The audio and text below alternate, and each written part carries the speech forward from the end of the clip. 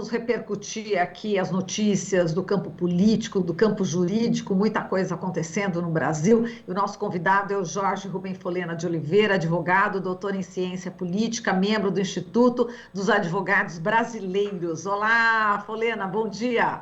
Bom dia, Marilu. Bom dia, senhores ouvintes.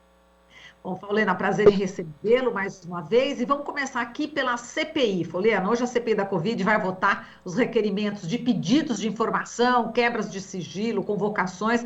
Acontece que a ministra Rosa Weber, do Supremo Tribunal Federal, suspendeu a convocação de governadores. Hoje a CPI ouve o deputado federal Osmar Terra, que é considerado aí o ministro da Saúde do gabinete paralelo, né, já que ele defende a imunidade de rebanho, o uso da cloroquina, outros remédios aí sem comprovação científica, como tratamento precoce, né? Ele presta depoimento exatamente no dia seguinte em que São Paulo, por exemplo, teve que interromper a imunização em mais de 350 postos de saúde. Hoje a vacinação aqui na capital, maior metrópole do país, está suspensa. E o Brasil também registra, nesse momento que o Brasil registra mais 899 mortes nas últimas 24 horas, totalizando 502.817 óbitos desde o início da pandemia, infelizmente. Agora, Folena, qual que é a sua expectativa em relação ao depoimento do Osmar Terra, que está sendo aí apontado como assessor principal do Bolsonaro aí no enfrentamento ou não enfrentamento à pandemia, né? Já se sabe que ele se reuniu pelo menos 17 vezes com o presidente. Marilu, todos esperamos esse depoimento do Osmar Terra hoje, né, com muita expectativa. Mas antes de falar do Osmar Terra, você citou a decisão do Supremo Tribunal Federal, da ministra Rosa Weber. Na verdade, foi uma decisão liminar da ministra Rosa Weber. Mas essa decisão foi importante por um ponto. Ela impõe uma derrota, se prevalecer no plenário do Supremo Tribunal Federal essa decisão, vai ser uma derrota para Jair Bolsonaro e sua base. Porque Bolsonaro, né, e a base governista, desde o início da CPI, tenta tirar o foco dele, né, porque essa CPI é a CPI do genocídio, para conduzir também para governadores e prefeitos. Então, se o Supremo Tribunal Federal, né, mantiver essa decisão a pedido dos governadores, é uma derrota jurídica flagrosa contra Bolsonaro. Porque você vê o tempo inteiro lá os senadores da situação querendo se dirigir aos estados, dizer que foi dinheiro federal, que o governo federal investiu muito. Então, se governadores e prefeitos, no caso específico, os governadores, não forem depor, né, juridicamente é uma derrota do governo. Vai ser uma derrota do governo. Então, esse ponto que eu queria destacar primeiro. O segundo, com relação ao Osmar Terra, é um depoimento importante, porque ele é considerado o chefe do gabinete, esse gabinete paralelo aí da saúde, né, da Covid, melhor dizendo. Então, tem que ouvi-lo. Né? Ele, a todo tempo, durante o ano passado e esse ano também, negou sistematicamente a existência da pandemia no Brasil. Dizia que ia durar muito pouco tempo, né, que as pessoas não se preocupassem, defendeu a imunidade de rebanho. Então agora nós vamos ver se esse pessoal negacionista, né, é forte mesmo, porque até então eles não têm sido. Chega lá na CPI, mentem, dizem o contrário, não, eu nunca falei isso. Então me parece que hoje esse depoimento de Osmar Terra vai ser nesse caminho também. Vai mentir, entendeu? Vai mentir. E são pessoas que estão se revelando até aqui, homens e mulheres, né? Homens e mulheres, infelizmente, né? De caráter muito fraco, porque de um lado, nas sombras trabalharam para contaminar a população. E quando são chamados a se apresentar, negam tudo. Então, provavelmente será isso que vai acontecer. Vai ser pego nas mentiras, como foi Pazuello, como foram lá os outros médicos que participaram também desse conluio, né, contra a população brasileira. Provavelmente vai ser pego na mentira, com certeza, Marilu. Perfeito. Agora, Folena, ficou para o dia 30 o depoimento do empresário Carlos Wizard, que também é suspeito de compor esse gabinete paralelo, né? O ministro do Supremo Tribunal Federal, o Luiz Roberto Barroso, concedeu condução coercitiva do empresário e na sexta-feira os agentes da Polícia Federal foram à casa do Wizard, empresas da família, e só assim os advogados acabaram, da família, entraram em contato com membros da CPI, ele deve ser ouvido não como testemunha, mas já como investigado. Agora, a participação de empresários em apoio a governos autoritários é histórico no Brasil, é isso, né, Folena? Olha, Marilu, na verdade, no regime que Jair Bolsonaro tanto defende, de 64 a 85, né, tivemos alguns empresários aí, muitos empresários também participaram. Mas agora tem uma característica. Esses empresários que apoiaram Bolsonaro durante a campanha eleitoral e apoiam o governo do Bolsonaro têm se apresentado até então um nível, né, intelectual, um nível de nacionalismo muito pequeno. São pessoas sem nenhum comprometimento com o Brasil, né? São empresários que, na verdade, não geram grandes empregos, porque muitos são comerciantes ou prestadores de serviço, com todo respeito aos comerciantes e aos prestadores de serviço, mas não são industriais, não são brasileiros, empresários brasileiros preocupados com o desenvolvimento e com a soberania do Brasil. Não há, você vê no discurso dessas pessoas nenhum compromisso. Então, na verdade, o Bolsonaro é um reflexo de uma sociedade atrasada. E quero dizer também com relação aos do agro, que se dizem do agro, porque especulam, nesse momento, contra a população brasileira, exportando carne, exportando soja, no momento em que a moeda brasileira está fraca, eles ganham dinheiro e o povo fica mais pobre, porque os alimentos encareceram, né, o preço da carne é impraticável comprar um quilo de carne hoje. Né? Então as pessoas não têm condições. Então o país empobreceu, esses são os empresários. Então esse senhor Carlos Visa é um que vai estar lá, né, participou também desse gabinete, tanto é que ele teve que se defender, ele mesmo já ao ir ao Supremo Tribunal Federal pedir um habeas corpus, já está se colocando na posição de réu. Então não podemos esperar muito. Vai mentir também. Então, mas a CPI já sabe, já tem um encaminhamento, né? Parece que tudo que eles já levantaram, me parece que já está muito claro aonde querem chegar. E parece que esse caminho, Marilu, só para encurtar, chega exatamente no Palácio do Planalto. Né? Chega em Jair Bolsonaro, não tem como ser diferente. Bom, falando em Jair Bolsonaro, ele mandou a repórter Laurene Santos, da TV Vanguarda, afiliada da TV Globo, calar a boca, tirou a máscara, reclamou também da CNN Brasil, em entrevista após uma formatura de sargentos da aeronáutica ontem em Guaratinguetá, aqui no interior de São Paulo. Ele disse: essa Globo é uma MERDA de imprensa, vocês são uma porcaria de imprensa. Ele se irritou porque durante a coletiva a repórter falou, né, que ele foi multado pelo governo de São Paulo por não usar máscara. Aí ele retrucou: você quer que eu faça, quer fazer, na realidade, uma pergunta decente? Ele falou: eu respondo, você é da Globo? Não quero conversa com a Globo, não, né? Ele afirmou. Bom, primeira coisa, a nossa solidariedade à jornalista Laurene Santos, que é mulher, jornalista, estava fazendo lá o seu trabalho. O presidente da Associação Brasileira de Imprensa, o Paulo Jerônimo, inclusive, eu vou colocar aqui a forma como ele classificou aqui o Bolsonaro. Ele disse que o Bolsonaro é descontrolado, perturbado, louco, exaltado, irritadiço, irascível, amalucado, alucinado, desvairado, enlouquecido, tresloucado. Que o presidente nunca apreciou uma imprensa livre e crítica e é mais do que sabido, mas a cada dia ele vai subindo o tom perigosamente. Pouco falta para que ele agrida fisicamente algum jornalista. A ABI apoia os pedidos de impeachment contra o presidente. Ele disse que outra solução seria melhor, mais rápida, seria que ele retirasse voluntariamente, portanto, renunciasse.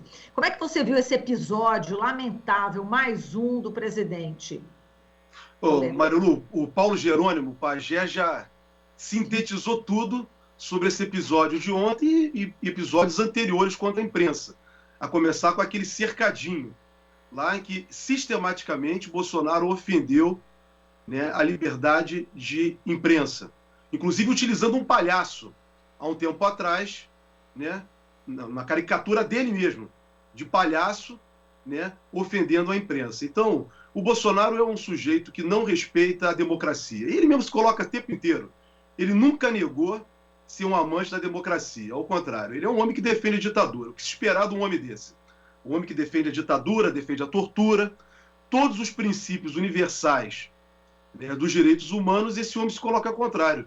Então, o que aconteceu ontem, Marilu, me parece, né, o sentimento que eu tenho, dependendo da manifestação do Pajé, que já foi muito bem colocado, é o desespero de Bolsonaro. É o desespero. Ele está prensado pela CPI e, por outro lado, pelas manifestações populares que já começam a ganhar cada vez mais corpo no Brasil. É um movimento que se expande, né? Se expande cada vez mais e ele está completamente isolado. E, por outro lado, ele não tem como respaldo popular nenhum. Ele tenta usar essas motocicletas, né, que falam, que ele faz esses passeios de motocicleta, completamente esvaziado, completamente irresponsável. Então, nós vimos um presidente da República muito fraco, que não tem respaldo popular, não tem respaldo popular. Quem está o segurando nesse momento são os militares, vamos colocar isso com muita clareza, porque o presidente do Tribunal Superior Militar, na semana passada, se colocou em defesa de Bolsonaro, dizendo que a sociedade civil estaria esticando demais a corda. Então, o Bolsonaro está vivendo de ameaças. Foi como o presidente da ABI colocou, né? Ele, todo o tempo, ele fica testando o sistema para tentar fazer uma ruptura. A Bolsonaro só resta isso. Só um caminho para Bolsonaro, né? Tentar buscar uma infeliz ruptura. Agora, Folena, estava vendo aqui uma entrevista do Arthur Lira, presidente da Câmara dos Deputados, aqui no Globo, que traz a seguinte manchete: a CPI não trará efeito algum, diz Arthur Lira, que não vê circunstâncias para o impeachment. Parece que, enfim, está bem incomodado com o trabalho da CPI. O Arthur Lira está defendendo aí que não houve o atraso na compra de vacinas da Pfizer, enfim, tá blindando aí o presidente Bolsonaro. E aqui nós temos a notícia, inclusive, de que existe uma campanha, não sei se você já ficou sabendo, uma campanha do Departamento de Jornalismo da PUC aqui de São Paulo, com a seguinte hashtag Pergunte ao Lira. Eles fazem o seguinte: eles estão, a partir da morte de um colega nosso, André Russo, jornalista que foi da Rádio Bandeirantes, ele era professor também na PUC. A partir da morte do André Russo, os professores ali de jornalismo da PUC de São Paulo se reuniram e decidiram que é importante pressionar exatamente o Arthur Lira para desengavetar aí, enfim, para apreciar algum dos mais de 100 pedidos de impeachment. E eles querem exatamente que os repórteres perguntem sobre esse pedido de impeachment, façam uma pressão, exatamente para que o Arthur Lira se posicione e responde. Né? Até quantas mortes o deputado Lira vai esperar para atender o clamor de uma nação? Enfim, é uma das perguntas, das várias perguntas aqui, e justamente falar, enfim, para que ele coloque em pauta algum pedido de impeachment. Como é que você vê essa campanha? Como é que você vê também essa tentativa de blindagem aí do Arthur Lira em relação ao Bolsonaro? Primeiro, com relação à campanha, né, é fundamental que diversas entidades da sociedade civil se manifestem nesse momento, né, exigindo o impeachment. Então, o que está fazendo o Departamento de Comunicação da Pontifícia Universidade Católica de São Paulo é muito importante. Isso tem que ser feito por outras universidades, tem que ser feito também por outras entidades, né? É somente a força da sociedade que vai tirar esse governo do Bolsonaro. Então, parabéns, né, para os professores e alunos da PUC, do Departamento de Jornalismo, ao fazer essa campanha. Como eu disse, Marilu, né, o Lira, na verdade, ele só vai se mexer, né, com a pressão popular, porque agora ele tem um compromisso. Ele tem um compromisso patrimonial, né, na qual ele representa, que é o Centrão, né, que está sendo muito bem regado por Bolsonaro, com muitas verbas, né, dinheiro. Essa é a nova política do Bolsonaro. Ele falava tanto em nova política, né? Entrou dizendo que ia fazer a nova política, e nós só estamos vendo a pior política possível. A pior política possível que Jair Bolsonaro faz. Esse acordo com o Centrão é isso. É muita troca. Nós vimos há pouco tempo o tratoraço, né? Tem muito dinheiro do orçamento e essa gente está sendo cevada exatamente assim, né? Com esses recursos, para poder sustentar o governo de Bolsonaro, o desgoverno de Bolsonaro. Não tem outra expressão, porque são quase 3 anos, Marilu, e nada foi feito no país. nenhuma obra. As obras que Bolsonaro inaugura não são obras feitas pelo governo dele, são obras de governos anteriores. Quer dizer, esse governo não apresentou nada para a sociedade, ao contrário, só apresenta a pobreza e a miséria. Né? Não há nenhum incentivo para a indústria, não há nenhum incentivo para o comércio, para os trabalhadores, um achatamento salarial insuportável, insuportável. Então, é um governo que, né, tenho certeza, Marilu, mais dia menos dia, essa base de apoio do Centrão vai descolar de Bolsonaro, porque isso é insustentável. Ano que vem vai ter eleição, e muitos, se continuarem nesse caminho, não vão retornar. Não vão retornar. E aí vem a sobrevivência. A sobrevivência vai fará com que eles saiam. Por isso que é importante, Marilu, a pressão da sociedade, né, contra o Lira, a pedir ao Lira, né, requerer ao Lira, né, o acolhimento dos diversos, mais de 100 pedidos de impeachment. Só ontem, né, você falou ainda agora, a manifestação de Bolsonaro contra a jornalista e as empresas, né, que ele se referiu, foi mais uma violação à Constituição. Todo dia Bolsonaro viola a Constituição. É um homem desqualificado para o cargo que ocupa. Perfeito. Agora, vamos falar aqui do Lula. A gente sabe que aí a Justiça Federal em Brasília absolveu o ex-presidente Lula, o seu chefe, ex-chefe de gabinete, Gilberto Carvalho, e mais 5 pessoas acusadas pelo Ministério Público Federal de favorecer montadoras por meio da edição da medida provisória 471. E, de acordo com a decisão do juiz Frederico Botelho de Barros Viana, a investigação não demonstrou de maneira convincente como Lula e o Gilberto Carvalho teriam participado nesse contexto supostamente criminoso. A acusação contra Lula teve origem na Operação Zelotes e foi oferecida pelo Ministério Público Federal lá em 2017. Como é que você viu essa decisão, Folena? Vejo essa decisão atrasada, né? Porque sequer era para ter sido aceita a denúncia. O próprio juiz manifestou na sentença que ele não verificou justa causa para essa ação. Então, essa ação, quando foi proposta pelo Ministério Público Federal em 2017, sequer era para ter sido recebida. Então, mas naquele momento, é todo o sistema conspiratório. Toda uma conspiração para impedir que Lula voltasse a governar o Brasil em 2018. E deu no que deu, que é Jair Bolsonaro e tudo isso que nós estamos vendo, que é a síntese do que nós falamos aqui hoje, do início ao fim, até agora. Então, quer dizer, esse caos em que o Brasil se meteu, criado pela elite brasileira, é reflexo dessa sentença atrasada. Porque não havia nenhuma justa causa, seja nesse caso, seja nos casos lá de Atibaia, do triplex, nada disso, Marilu. Num regime democrático, nada disso deveria ter acontecido. E digo mais, isso tudo vem desde a época do Mensalão. Desde a época do Mensalão. O Mensalão se fundou com base na tal da teoria do domínio do fato. Ou seja, eu presumo que alguém é responsável. Como se no processo criminal isso fosse possível. Então, na verdade, todo esse é um processo construído pela classe dominante brasileira contra um processo político iniciado pelo Partido dos Trabalhadores, que tentou minimamente colocar os pobres do Brasil dentro do orçamento, como diz o presidente Lula. Então, nós vivemos num estado de conspiração até hoje, que gerou o fascismo no Brasil, representado pela figura de Jair Bolsonaro e pelos militares. Então, quer dizer, essa responsabilidade, Marilu, nós temos que colocar muito claramente, né, no colo da classe dominante brasileira e das instituições também. Parlamento, que aprovou o impeachment indevido da presidenta Dilma, Supremo Tribunal Federal, que desde lá da Lava Jato, do anterior, do Mensalão, vem construindo teorias jurídicas absurdas, inclusive em 2016, para concluir, e relembrar, nós temos que relembrar isso o tempo inteiro, Marilu. Em 2016, o ministro Teori Zavascki levou o tribunal, e o tribunal assim, na verdade, construiu, colocar, por fim, a presunção de inocência.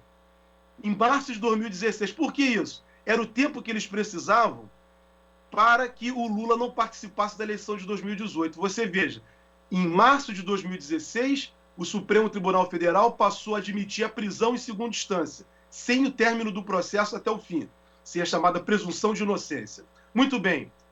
Em menos de 2 anos, 1 ano e meio, eles julgaram o Lula em primeiro e segundo grau, a jato. Isso não é Lava Jato, isso é a jato mesmo. Então, é todo um processo conspiratório construído no Brasil, né? E que agora nós, da sociedade civil, temos que ter muita consciência para reconstruir o Brasil. Por isso que eu digo, Marilu, essa situação, nós estamos pagando um preço muito caro? Estamos. Mas eu tenho certeza que isso vai passar, que não há mal que dure, que perdure. E quando sairmos disso, eu tenho certeza que nós vamos reconstruir o Brasil.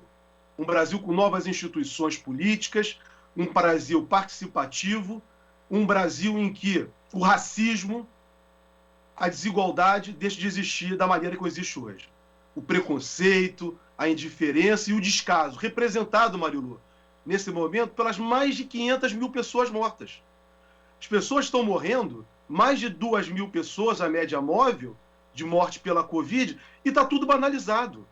Tudo banalizado, ninguém tem mais respeito a nada. A dignidade humana deixou de existir no país. Responsável por tudo isso, Marilu, digo para você mais uma vez, é a classe dominante brasileira. E ela tem um preço a pagar. Exato. E o tempo vai passando e vai mostrando quem é quem, né, Folena? E eu vou até encerrar aqui falando do Moro, né? Que o ex-ministro da Justiça, Sérgio Moro, não vai participar do terceiro encontro virtual do CONPED, Conselho Nacional de Pesquisa e Pós-Graduação em Direito do Brasil. Ele ia coordenar o painel, o papel do setor privado em políticas anticorrupção e de integridade, marcado para sexta, agora dia 25. Ele foi indicado pela Unicuritiba, pelo programa de pós-graduação lá do Paraná. A repercussão foi tão grande, causou uma revolta tão imensa entre os professores, que o coordenador do evento, a organização do evento, resolveu tirar o Moro, vai ter que fazer uma outra agenda. Enfim, esse painel, inclusive, o painel que ele ia apresentar, olha só, era patrocinado pela Apsen, uma das maiores fabricantes de cloroquina do país, também foi esse motivo de protesto, né? Então, o tempo vai mostrando quem é quem, não é isso, Folena? Marilu, primeiro dizer o seguinte, o Moro é cara de pau, né? Tem que comprar um vidro de óleo de peroba para passar na cara dele, né? Segundo, Marilu, o Moro, eu não sei o que o Moro está fazendo ainda, porque ele deveria estar sendo processado, né? Já está comprovada a responsabilidade dele criminal, administrativa e civil. Não sei o que o Moro ainda está andando pelas ruas do Brasil. Melhor, ele não anda mais no Brasil, ele anda lá em Washington agora, né? Semana passada foi flagrado lá em Washington, né? E no Brasil está. Quer dizer, está lá conversando com alguém que a gente não sabe, né, de uma forma escondida, na qual ele deveria estar aqui no Brasil. Por quê? Se Jair Bolsonaro está no poder, ele é um dos responsáveis pela vitória de Bolsonaro. E recebeu como prêmio o Ministério da Justiça, superministro da Justiça, que nunca foi, porque não tem capacidade, não tinha e não tem capacidade para o cargo ao qual foi indicado, né? E o Moro queria ser ministro do Supremo Tribunal Federal sem ter capacidade para isso. E hoje, como você falou, o tempo é o senhor da razão. As coisas vão ficando claras e vai mostrando quem é Moro, quem é Dallagnol, quem foi a força-tarefa, né? Isso bem representado pela decisão agora da 10ª Vara Federal de Brasília, que o juiz simplesmente disse: não há justa causa para processar e condenar o presidente Lula. Não há nada. Estamos presumindo coisas, quer dizer, a gente faz alguma coisa, alguém diz: ah, você é ladrão, você é bandido. Então, as pessoas tiram da cabeça dela, conforme a conveniência dela, o que o Bolsonaro faz o tempo inteiro. O Bolsonaro faz isso o tempo inteiro. Então, as pessoas foram processadas, condenadas. Agora, quem praticou o ato que gerou responsabilidade está solto. É o caso do senhor Moro, é o caso dos membros da Força Tarefa. Eu não estou dizendo que eles têm que ser condenados, não. Eles têm que ter um processo. Tem que assegurar eles o devido processo legal e o contraditório. Mas que eles têm que responder, têm que responder. E ao final nós vamos saber se eles são culpados ou inocentes. Me parece, eu não quero fazer juízo, mas as provas demonstradas contra eles é muito grande. As provas são, né, estão aí. Todas estão aí, Marilu. Então, eu não sei o que esse senhor deseja fazer num congresso de juristas, porque ele atentou contra o direito. O Moro atentou contra o direito. Foi uma vergonha não só para o sistema judicial brasileiro, foi uma vergonha para toda a comunidade jurídica nacional. Ele representou o atraso, né, para o direito brasileiro. Ele e todos que o cercavam na operação na qual ele comandou, que era essa Operação Lava Jato. Perfeito, Folena. Eu quero agradecer aqui a sua participação, forte abraço e até a próxima, viu? Muito obrigado, Marilu. Até a próxima. Um bom dia para todos. Aqui você ouve as notícias que os outros não dão. Jornal Brasil Atual.